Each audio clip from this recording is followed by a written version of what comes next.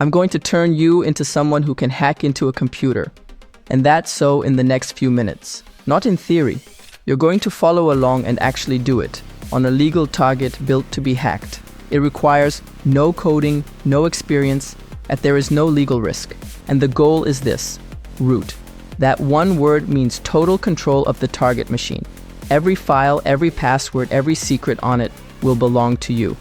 And here's the part nobody tells you. If you can copy and paste, you already have everything you need to get started. Let me prove it. Here's the hacking platform that makes it legal. Tryhackme. Think of it as a gym, except instead of weights, it's deliberately vulnerable computers you're allowed to attack. Nothing you do leaves the sandbox. That's the exact line between an ethical hacker and a criminal. The criminal attacks systems they don't own. We attack ones handed to us on purpose. And this isn't a party trick. Finding holes before the criminals do is one of the best paid jobs in tech. Today it's practice.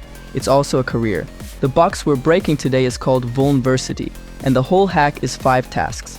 Let's knock them out one at a time. Task 1, deploy. This is the part every tutorial skips, and it's exactly where beginners get stuck. So we're doing it properly. No install, no card, about 5 minutes. First, the account. Go to tryhackme.com and sign up for free. When it asks for a username, pick one you wouldn't be embarrassed to show an employer. Your profile is public, and it becomes a little resume of everything you've hacked. Answer the quick experience questions, and you're in. Second, find the box. Use the search bar at the top, type vulnerability, open the room, and hit join room. On Tryhackme, a room is just a themed challenge with a machine attached, and this one is free. Third, and lock this in, you're about to have 2 computers, not one. Computer 1 is your weapon, the machine you attack from. Computer 2 is the victim, the box you're breaking into. Separate machines, separate addresses. Mixing them up is the #1 rookie mistake. Fourth, start your weapon. Click Start Attack Box. Tryhackme boots a full Kali Linux hacking machine right in your browser. Every tool we need is pre-installed, you download nothing. Quick heads up on the free plan. You get 1 hour of attack box a day, so once it's up, don't wander off. Your attacker IP shows at the top. That's you. Fifth, deploy the victim. Scroll to the target machine task and click Start Machine. Give it a minute. On the free tier, it can sit in a short queue. That's normal. When it boots, the room shows the target's IP. That address, the target's not yours, is what every command points at. Copy it down. So we'll answer every question as we go. Recon is simple. Knock on every door, see which one's open. The tool is Nmap. The room suggests a basic version scan, but let's go thorough and throw the works at it. Scan all 65,000 ports, detect the operating system, and run Nmap's default scripts. It's slower. It also misses nothing. Fire it off. While it runs, the room hits you with some flag trivia. So let's clear it fast. How many ports does Nmap scan with the -P-400 flag? Ports 1 through 400. So 400.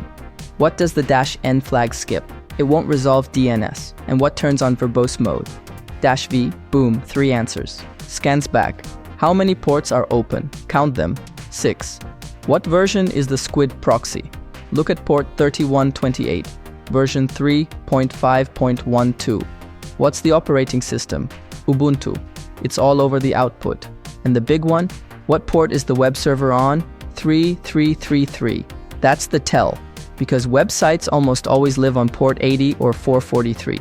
One hiding up on 3333 is basically a sign saying something unfinished lives here. Open it in the browser. A real, if boring, website. Task 2, done. Task 3. Locate the hidden directories using a tool called GoBuster. Websites hide pages that aren't linked anywhere, and GoBuster brute forces them. It takes a word list of common directory names and fires all of them at the site to see which ones actually exist. One command: point GoBuster at the web server on port 3333 and feed it a word list, the dirbuster medium list, which already ships on your attack box under user, share, word lists. Hit enter, and it rips through thousands of names in seconds. One directory lights up, internal. The room asks which directory has the upload form. There's your answer, /internal. Visit it in the browser, and there it is, a file upload page.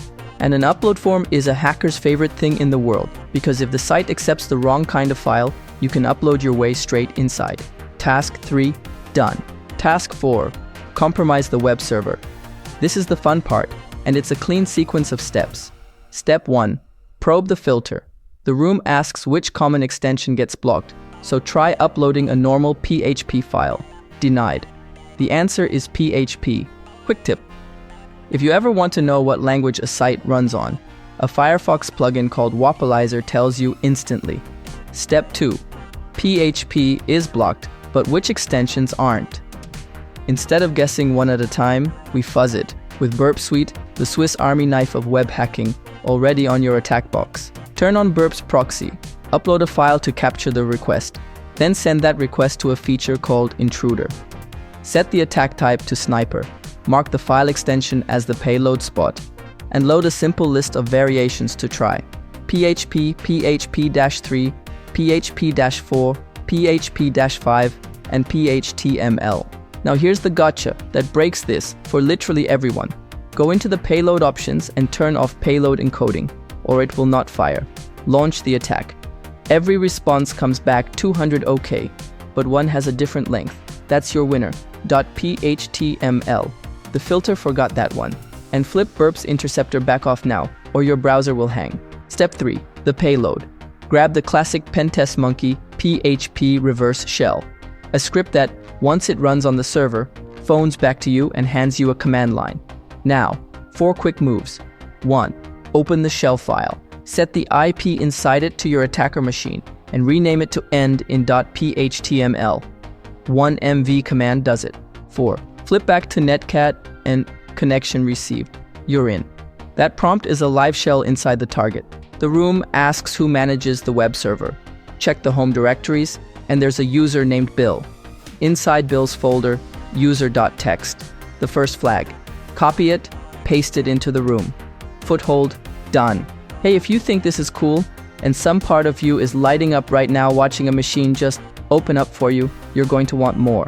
So I built a pro hacker toolkit. It's called the Hacker Academy, and it's where I keep everything. 70+ pages of cheat sheets, the step-by-step playbook broken into real hacking phases, and the genuinely fun stuff. Building your own AI hacking agent, tracking anyone down online, Wi-Fi hacking, all of it. New drops every week too. So if you want to actually go deeper down this rabbit hole, that's where I'd start. Links in the description and the pinned comment. For now though, we've got a foothold, but we're not root yet. Task 5 fixes that. Got it? Good. Because we've got a foothold, but we're a low-power user, not root. Task 5, privilege escalation. Climbing from that limited user all the way up to root, the account that owns the whole machine. The key is a Linux feature called SUID. Normally a program runs with your permissions, but a file with the SUID bit set runs with its owner's permissions instead. And if the owner is root, and you're allowed to run it, you can borrow root's power. The classic example is the password command. It needs root access to rewrite the password file, so it carries root's rights built in. Step 1. Hunt for every SUID file on the system with a single find command. The list comes back, and the room asks which file stands out. The answer? systemctl, the tool that controls system services, sitting there with root's power and reachable by us. That's our ladder up. Step 2. You don't have to invent the exploit, because a site called GTFOBins documents exactly how to abuse binaries like this one. We follow its systemctl recipe. You write a tiny service, just a few lines defining a command to run, save it into a variable, then link it and enable it so systemctl launches it as root. Now the room sets a nice little trap here, so watch closely. The first version of the exploit just reads the root flag out to a temp file. Run it, read that file, and yeah, the root flag appears. But look again, you didn't actually become root. You only read one file. So let's do it for real. Same recipe, one change. Instead of reading the flag, the service runs chmod +-s on the bash shell, which sets the SUID bit on bash itself. Link it, enable it, and now bash carries root's power. Run bash with the privilege flag -p, and the prompt flips to a hash. Type wummy root. Now you own the whole machine, not just one file. Read root.txt for the final flag. drop it into the room, and vulnerability is beaten. Stop and notice what just happened. You didn't watch a hacking video. You did the 5 steps a professional penetration tester gets paid for. Recon, enumerate, exploit, foothold, escalate. Same exact loop whether it's a training box or a Fortune 500 network. The only things that change are the target and the paperwork.